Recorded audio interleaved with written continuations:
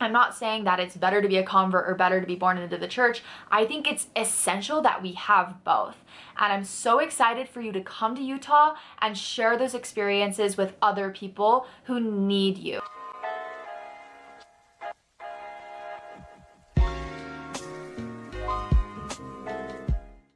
Hey guys, it's Mimi. Welcome back to my channel, or welcome to my channel if you're new. I'm so excited just to be sitting down with you guys. I feel like it's been forever. I've been doing a bunch of different kinds of videos recently, but I'm so excited just to have a sit down chat with you all for today's video. If you are new to my channel, if this is the first time that you're seeing me, hello, my name is Mimi and I'm a Latter-day Saint YouTuber. So I make videos about all things LDS culture, to doctrine, to news, and if you are looking for some good family-friendly LDS content, don't forget to subscribe below.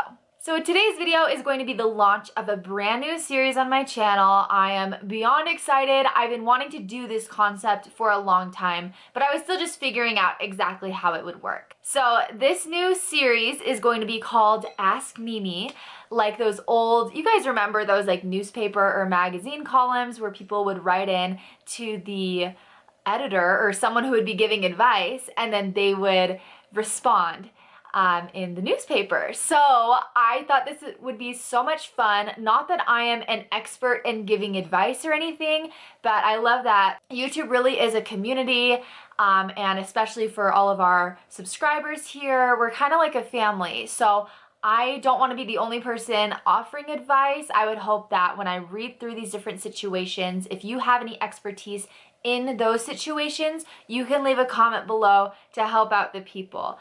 Another thing is I'm LDS, and I know a lot of people may not live in Utah or have a lot of LDS family or friends who can help them through different situations. So I would hope that even though, like I said, I'm not an expert, because I'm LDS, we can offer sometimes a different perspective on things that people could be looking for. So I'm going to read 3 different situations if we have time in this video submitted to me through Instagram. So if you have some advice that you want some help with, you can message it to me on Instagram or send me an email. It will be kept completely anonymous if that's what you want.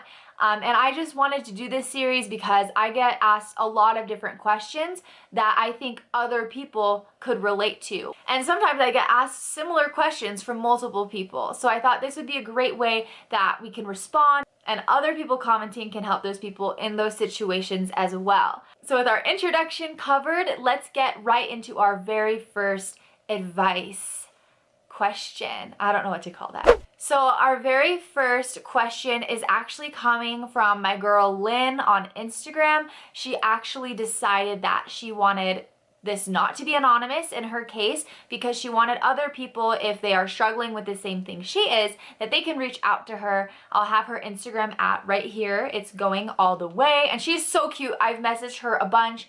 And she's just the sweetest. So let's get right into her question. So she says, I'm a convert, which you know, but now that we are moving to Utah, we will be around people who have always been LDS. How do we integrate since our life story is very different? I'm afraid that people won't understand me, or I won't fit in because people who have always had the LDS faith have probably never had church hurt or been through many things I have been. I don't want to feel like an outcast. So I first just want to say thank you, Lynn, so much for opening up to all of us and for being willing to have people to reach out to you. I think that is very brave, very considerate, and I really appreciate you and all your support. You're just amazing. Okay, so this is a really great question, and I actually am not originally from Utah. I moved to Utah from Michigan when I was about 13 or 14 years old. So I've been here for a pretty long time. And I'm also in a little bit of a different situation because my family has not always been members of the church back to like the pioneers. My mom was a convert to the church, and so I'm like first generation LDS here. And so moving to Utah, honestly, I did feel a little bit different. I was excited to be moving somewhere where almost everybody was LDS. I lived in Utah County in the heart of it. So I was excited to come into a place where I didn't have to worry about being peer pressured into things that I wasn't comfortable with and that other people understood what I believed. There are a lot of pros to living in Utah. I feel like some people just rag on it, which Utah really was a great place for me to grow up. I did just feel a little bit different. So I definitely feel like I can relate to Lynn in being nervous. I don't think I was nervous moving to Utah, but when I moved to Utah, I realized that like, hey, I'm not like other people here. My parents were divorced, my mom's a convert, and my mom obviously is like an incredible person, but with her being a convert, I grew up differently. My dad wasn't a member of the church, so I didn't necessarily feel like an outcast, but I definitely felt like I stood out like a sore thumb on some things. But I was actually thinking about your message, Lynn, and I was listening to a conference talk the other day that I wanted to share a little bit of with you and with anyone who may be in the same circumstance. It's actually from April of 2013 in the priesthood session. I listened to all conference sessions. So I was just listening to this the other day, and there was a part that I really liked. So in Elder Uchtdorf's talk, he said, sometimes we confuse differences in personality with sin. We can even make the mistake of thinking that because someone is different from us, it must mean they are not pleasing to God. This line of thinking leads some to believe that the church wants to create every member from a single mold, that each one should look, feel, think, and behave like every other. This would contradict the genius of God, who created every man different from his brother, every son different from his father. Even identical twins are not identical in their personalities and spiritual identities. It also contradicts the intent and purpose of the Church of Jesus Christ, which acknowledges and protects the moral agency, with all its far-reaching consequences, of each and every one of God's children. As disciples of Jesus Christ, we are united in our testimony of the restored gospel and our commitment to keep God's commandments, but we are diverse in our cultural, social, and political preferences. This is my favorite part. Well, I realized I was like really close to the camera. The church thrives when we take advantage of this diversity and encourage each other to develop and use our talents to lift and strengthen our fellow disciples. So I just love that. I was listening to that talk and I was like, oh my gosh, I have to share that because I love what it says about how the purpose of the church is to unite people through our testimonies, not to make us all fit into a mold. It says that the church thrives when we take advantage of this diversity, and that's something that I love so much, even though sometimes it can be intimidating when I walk into an LDS church and I'm the only Asian person there. I feel like I'm the only person who may have come from a broken home. It can be intimidating, but when you think about it, the church needs that. Lynn, the church needs you. It needs your life experience, and I can just imagine all of the people who are going to learn from you, learn from your different experiences that maybe none of them had if they were born into the church. I'm not saying that it's better to be a convert or better to be born into the church. I think it's essential that we have both. And I'm so excited for you to come to Utah and share those experiences with other people who need you. You are so needed and so loved. And my advice for moving to Utah would just be to be confident and know that God loves you no matter what. He loves you just as much as everyone else. This is so ridiculous. I used to be insecure in the fact that I didn't have any pioneer heritage. And on Pioneer Day in Utah, everyone would talk about their great uncle or whatever, and I could not relate.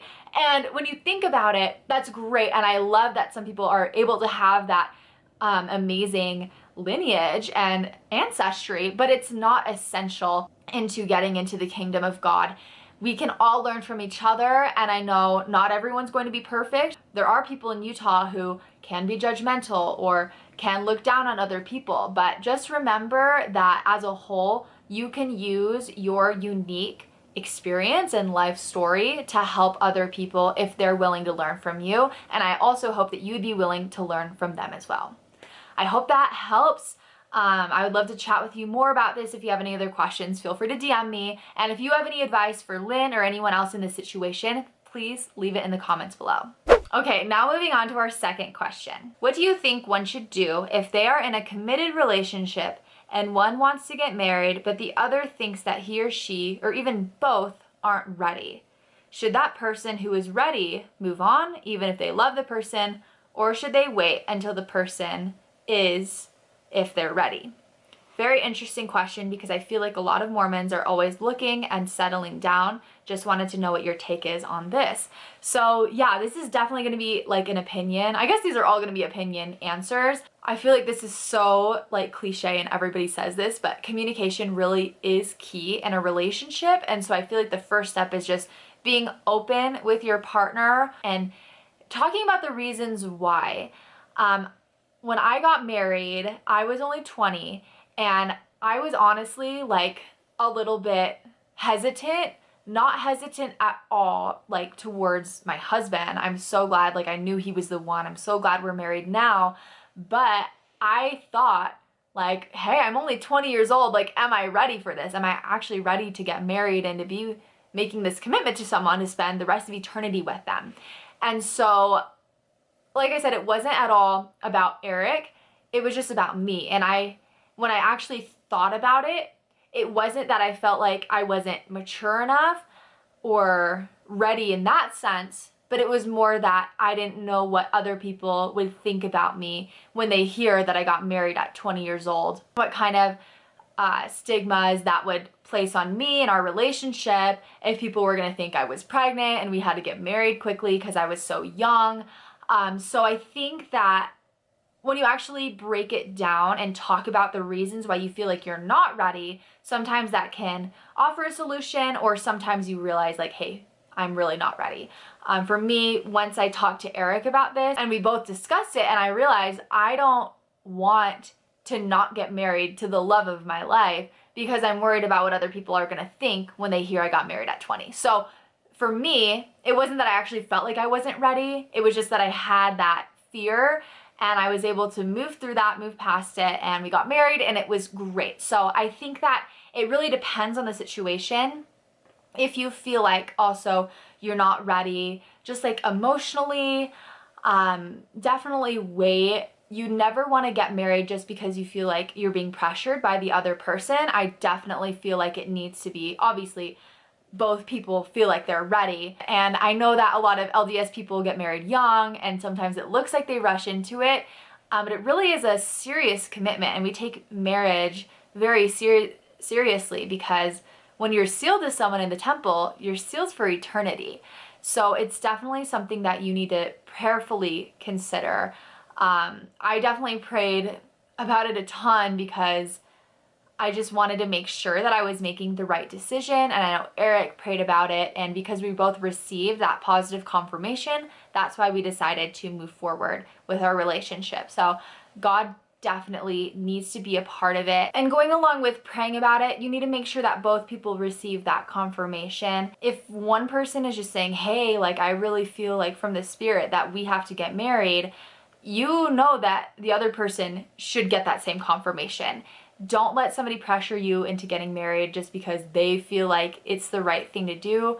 Both partners need to feel comfortable with it. For the part about the question about should you wait for the other person, I think it depends. If you know that they're the right person and you know that they'll probably come around soon, I would wait. But if you're in a completely different stage of life than them, and maybe you're a return missionary and you're ready to go and they're a freshman at BYU, I mean, that works out sometimes, but you just need to consider the situation that you're in there as well. One last thing on this is the church does recommend, getting married as soon as you know that you found the right person through personal revelation. And this includes even if maybe you're not even super financially sound yet, just because we have, again, such an importance on getting sealed together. The church even recommends that even if you are a little bit worried about money, but you know they're the right person, just go for it. Don't let that be the reason that holds you back from making that sacred covenant. So things will work out in the end. I hope that helps answer your question. I know there's more that I could talk about, again, with this topic. I could keep going on and on about it. So I hope that helps, and if anybody else has any more advice or another take on this, I would love to hear it down in the comments below. Thank you again for submitting your question. All right, now here's the last question that we'll be going over today. I've had a huge crush on the absolute most sweet Mormon boy at my high school, and needless to say, it hasn't been easy. Just tonight, he invited me to attend his church. After hearing I was interested in attending, my mom went off. She's super uncomfortable about what I may be learning and doesn't want it affecting my knowledge of Jesus. He had also prior invited me to attend his seminary class before school, and I loved it, and I want to continue attending throughout the school year. My mom had no problem with it, and I had to just send my denial text to his offer and couldn't be any more sad. Any advice? So this sweet girl, I actually messaged her again just to get some more clarification. And she said that she attends a non-denominational Christian church. Her mom, again, just doesn't have a problem with her attending seminary, only with attending church on Sunday. So, first of all, you're so sweet. Thank you so much for your message and all of your support. And yeah, this is a tricky situation. And my biggest piece of advice would be to invite your mom to go to church with you. I know that this sounds like crazy and she may say no at first. She may always say no and never decide to go. But I think that her learning more about the church might help her feel more comfortable with you attending church. I think one of the biggest things that happens in these kinds of situations where parents are not really okay with their children going to the Church of Jesus Christ of Latter-day Saints is because the parents don't really know a lot about what is actually going on or what's being taught. And this is not to blame on your parents or anyone else's parents at all. There's just a lot of misinformation about our church out there. And I think some people don't even know that we're Christians. So my biggest piece of advice for anyone in this situation is just to help your parents understand what is actually being taught. If your mom is going to a non-denominational Christian church, if she finds out that, we still teach from the Bible, that could help them understand, like, hey, maybe those Mormons aren't so weird after all, and I would be okay with my daughter attending. And when you think about it, your mom is super lucky because you're a super sweet girl. It's not like you're trying to get into like drugs and partying, like you're trying to go to the LDS church. Like that is way better off because we teach a lot of good principles. So I think that just teaching your parents a little bit more about what the church believes and why you want to attend. Because honestly, when it comes down to it, your parents want what is best for you and they want you to be happy, and I'm sure they love you very much.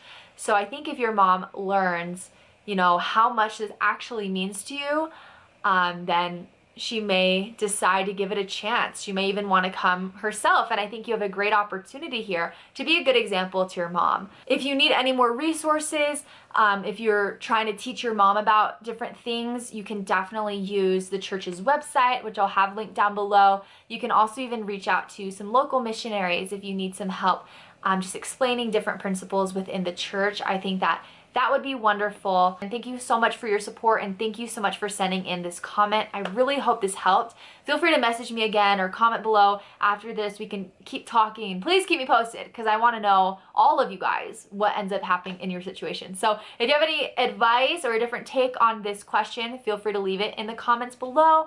And I can't wait to read what all the knowledge and wisdom that you guys can bring to this situation as well. So that is going to be it for this video. If you're interested in submitting a question to the next Ask Mimi video, all you have to do is leave it as a comment, or you can DM me if you want it to be anonymous, or you can send me an email. I'll have all of the information down in the description below.